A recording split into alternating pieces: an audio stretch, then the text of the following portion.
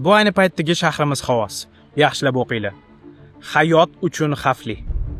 Va bilasizlarmi, bu birinchi navbatda siz bilan menga o'xshagan oddiy insonlarning muammosi. Chunki puli bor odamlar allaqachon boshqa davlatlardan o'zi, oila a'zolari, farzandlari uchun sharoit qilib bo'lishgan.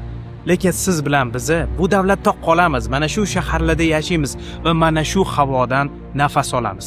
1 kubometr havoda 374 mikrogramm PM 2,5 zarrachalari. Tasavvur qilyapsizmi?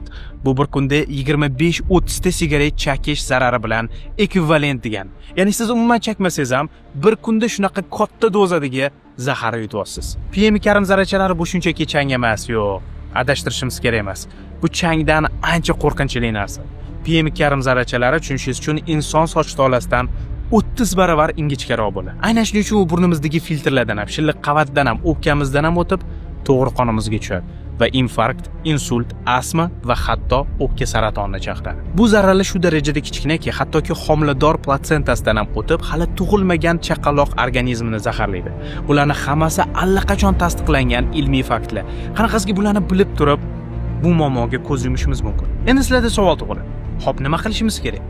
Bilasizlarmi, o'z davrida Buyuk Britaniya ham, Amerika ham, Xitoy ham mana shu muammoga duch kelgan. Va aynan siyosiy iroda mana shu muammoga qarshi effektiv kurashishga yordam bergan. Ya'ni hukumat bu muammoni eng birinchi raqamli prioritet masalaga aylantirishi va ifloslanish sabablarini aniqlab unga qarshi kurashishni boshlashi shart va zarur.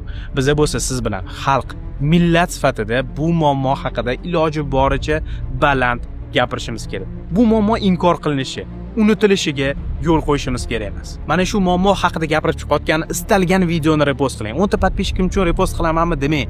Mas'uliyatsizlik mana shu joyda boshlanadi. Bir dona obunachingiz bo'lsa ham, profilingiz boshqalar uchun yopiq bo'lsa ham, bu muammo haqida gapiring. Gapirishdan to'xtamang. Faqat shundagina u kerakli insonlarga yetib borishi mumkin.